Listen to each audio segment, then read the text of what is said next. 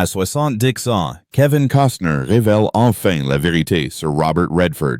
Né Kevin Michael Costner le 18 janvier 1955 à Linwood, en Californie. Kevin Costner a grandi dans une famille ouvrière. Son père, William Costner, était électricien et cadre dans une entreprise de service public, tandis que sa mère, Sharon Ray, travaillait comme assistante sociale. Cadet d'une famille de 3 garçons, Kevin a passé son enfance à déménager fréquemment en raison du travail de son père.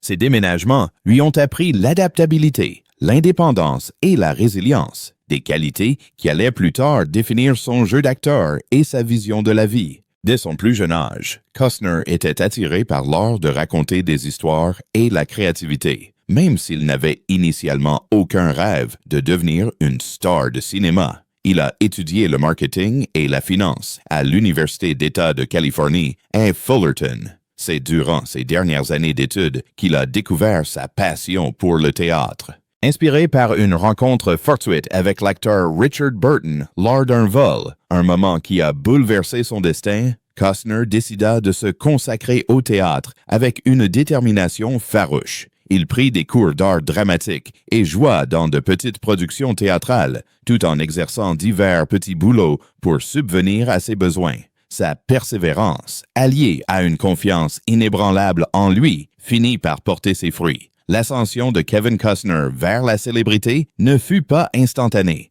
Ce fut une ascension lente, fruit d'un travail acharné et de persévérance. Ses débuts furent marqués par des rôles mineurs, et l'une de ses premières grandes opportunités se présenta lorsque le réalisateur Lawrence Kasdan lui confia un rôle dans Les Copains d'abord, 1983. Bien que ces scènes aient été coupées au montage, Kasdan se souvint du charisme naturel de Costner et lui offrit plus tard un rôle dans Silverado 1925, qui lui apporta enfin la reconnaissance. Cette notoriété lui a permis d'enchaîner les succès au cinéma, mettant en lumière son talent pour incarner l'archétype du héros américain, robuste, sincère et d'une force tranquille. La fin des années 1980 et le début des années 1990 ont marqué l'âge d'or de sa carrière. Son interprétation dans Les Incorruptibles, 1987, a confirmé son statut d'acteur de premier plan, tandis que Bull Durham, 1988, et Le Chant des rêves, 1989, l'ont rendu célèbre dans le monde entier. Ces films reflétaient son profond attachement au thème de l'intégrité, de la rédemption et de la force de l'esprit humain. Des histoires qui ont profondément touché le public. Puis vint Danse avec les loups, 1990, un projet qui allait définir son héritage. Costner y tenait non seulement le rôle principal, mais il en était également le réalisateur et le producteur. Ce film épique est devenu un véritable phénomène culturel. Ce film a remporté 7 Oscars, dont ceux du meilleur film et du meilleur réalisateur, consacrant ainsi Costner comme une figure emblématique du cinéma. Sa vision et son courage de raconter l'histoire de la culture amérindienne avec empathie et profondeur ont établi une nouvelle norme pour le cinéma hollywoodien. Tout au long des années 1990, Costner a continué de dominer le box-office avec un mélange de films historiques épiques et de drames romantiques, parmi lesquels Robin des Bois, Prince des voleurs, 1991, JFK, 1991, Bodyguard, 1992 et Wyatt Earp, 1994. Le film The Bodyguard, en particulier, a connu un succès international retentissant, réunissant Costner et Whitney Houston dans l'un des films romantiques les plus emblématiques de tous les temps.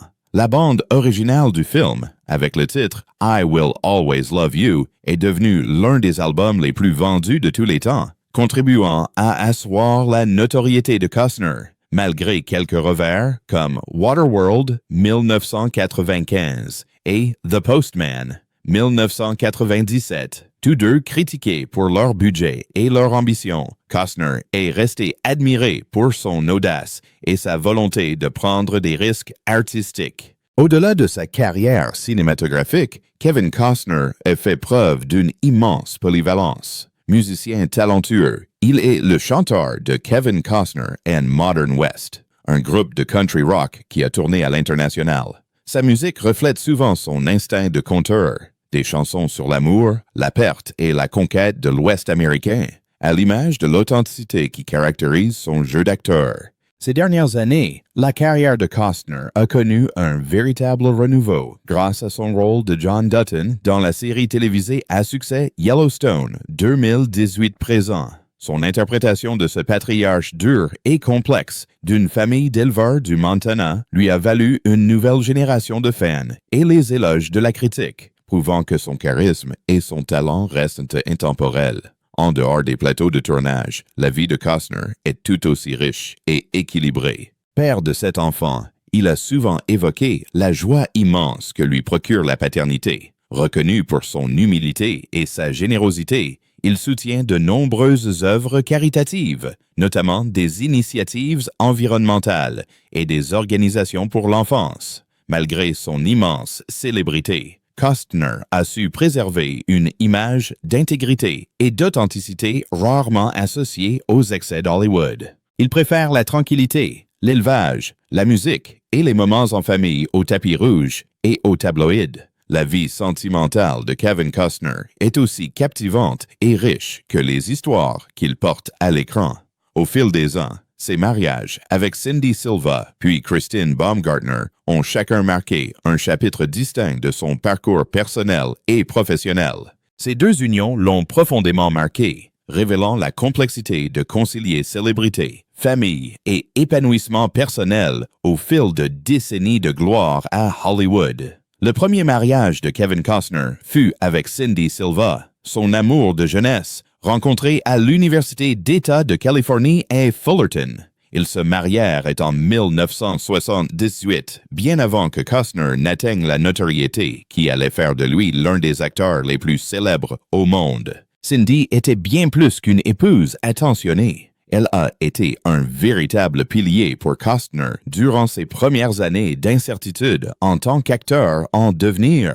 Dans ses interviews, Costner lui a souvent rendu hommage, la remerciant de l'avoir aidé à rester concentré sur ses rêves alors que le chemin du succès semblait semé d'embûches. Le couple a fondé une famille et élevé 3 enfants, Annie, Lily et Joe, tandis que la carrière de Costner prenait son envol. Dans les années 1980 et au début des années 1990, alors que Costner devenait une star internationale grâce à des films à succès comme Danse avec les loups, Jusqu'au bout du rêve et Bodyguard, Cindy était souvent à ses côtés lors des avant-premières, incarnant stabilité et dévouement au milieu des paillettes d'Hollywood. Cependant, à mesure que la notoriété de Kevin grandissait, les exigences de sa carrière commencèrent à peser sur leur relation.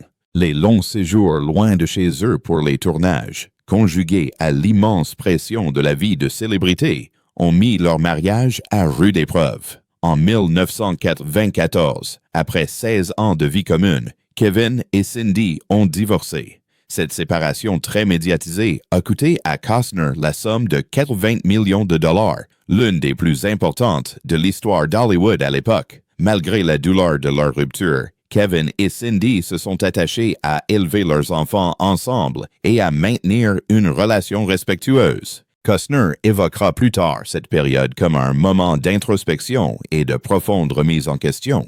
Il reconnaîtra que concilier ambition et vie de famille a été un véritable défi et que son premier mariage lui a appris de précieuses leçons sur l'amour, la loyauté et les sacrifices inhérents au succès. 10 ans plus tard, Costner retrouve l'amour auprès de Christine Baumgartner, une mannequin et créatrice de sacs à main talentueuse et d'une grande beauté, de près de 20 ans, sa cadette. Ils se sont rencontrés dans les années 1990, mais leur relation n'a débuté sérieusement qu'au début des années 2000. Leur idylle a d'abord suscité le scepticisme des tabloïds et des fans, qui s'interrogeaient sur leur différence d'âge et sur la volonté de Costner de se remarier. Pourtant, leur amour s'est révélé indéfectible. Christine a apporté à Costner une sérénité et un bonheur renouvelés. Après une brève séparation due à leur divergence d'opinion sur le désir d'enfant, Christine en voulait, Costner hésitait. Ils se sont réconciliés, réalisant que leur amour était plus fort que leurs craintes pour l'avenir.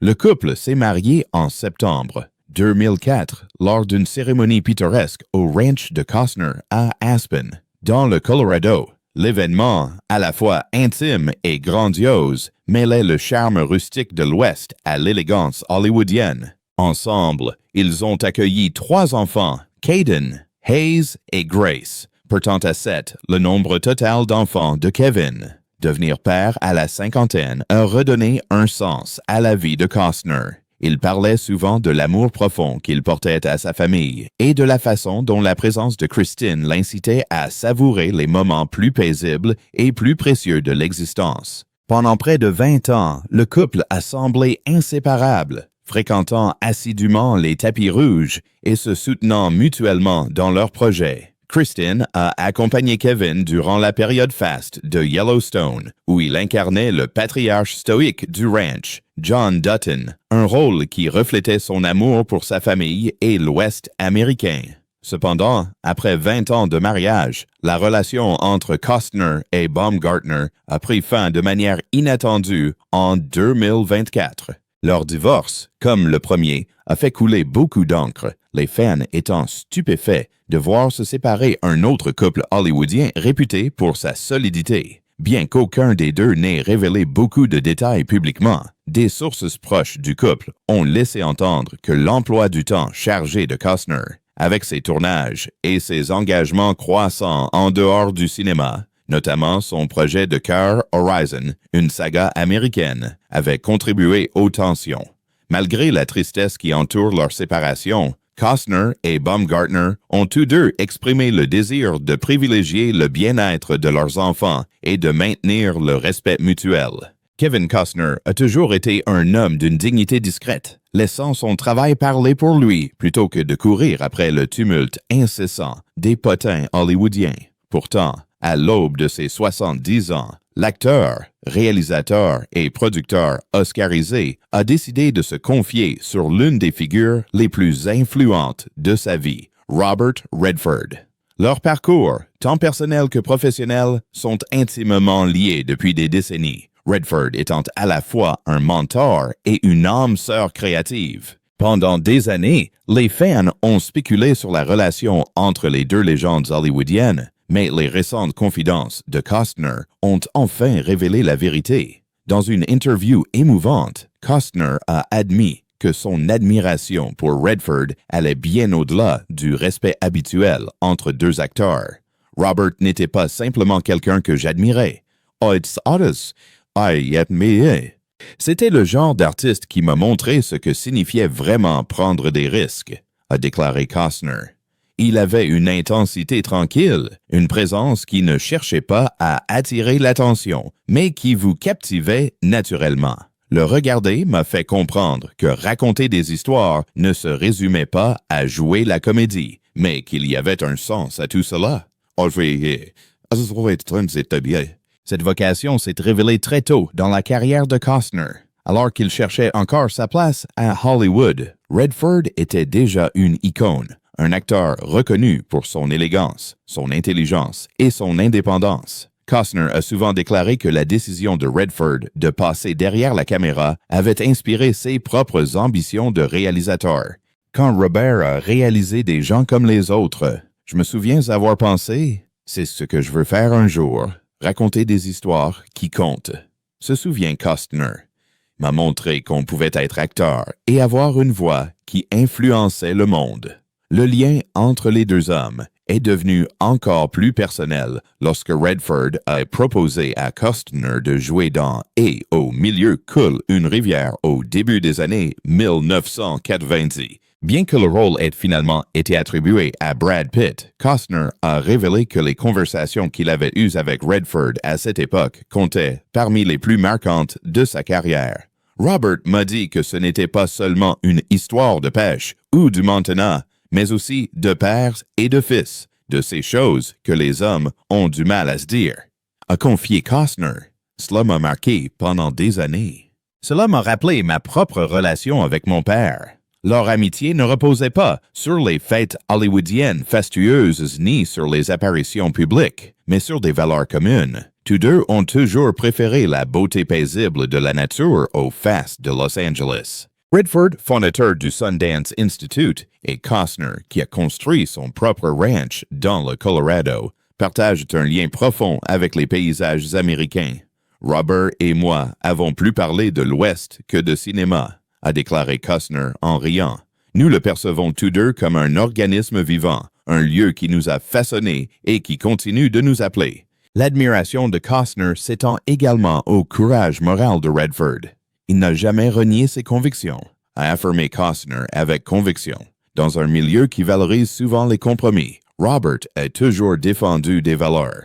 Il croyait au cinéma indépendant, à la nécessité de donner leur chance aux nouveaux talents. Une telle intégrité est rare. Costner a reconnu que c'était la vision de Redford qui lui avait donné le courage de réaliser Dance avec les loups, un film dont peu croyaient au succès. Je me souviens avoir pensé, « Si Robert peut avoir confiance en lui, je le peux aussi », a-t-il déclaré. Il m'a convaincu que suivre son instinct vaut tous les risques. Même aujourd'hui, des décennies plus tard, Costner admet que l'influence de Redford se fait sentir dans tout ce qu'il fait. Quand je réalise, j'entends encore la voix de Robert dans ma tête, calme et réfléchie, qui me rappelle sans cesse de ralentir et de trouver la vérité dans la scène, confie Costner.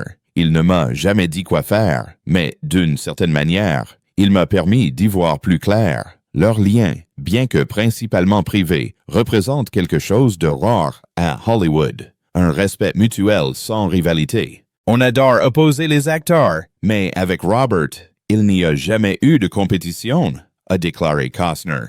Nous étions simplement deux gars qui essayaient de raconter des histoires qui avaient du sens. Alors que Costner aborde les dernières étapes de sa carrière, il voit en Redford non seulement un mentor, mais aussi un symbole de ce à quoi un artiste devrait aspirer. L'authenticité, la compassion et l'audace. Je lui dois beaucoup, admit Costner à voix basse. Si j'ai jamais réalisé un film qui a touché quelqu'un, qui l'a amené à s'arrêter et à ressentir quelque chose de profond, c'est grâce à des hommes comme Robert Redford qui m'ont montré la voie.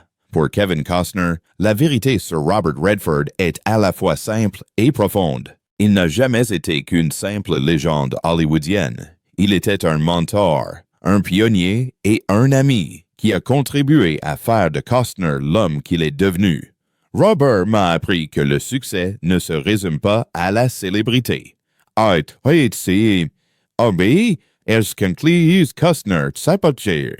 Il s'agit de vivre avec intégrité, de rester fidèle à son travail et de ne jamais oublier pourquoi on est tombé amoureux de l'art de raconter des histoires. À 70 ans, les mots de Costner portent le poids de l'expérience, un hommage sincère à une amitié qui a transcendé le temps, la célébrité et les paillettes d'Hollywood, bâtie sur le respect, une vision partagée et un amour indéfectible pour le métier qui les a tous deux définis.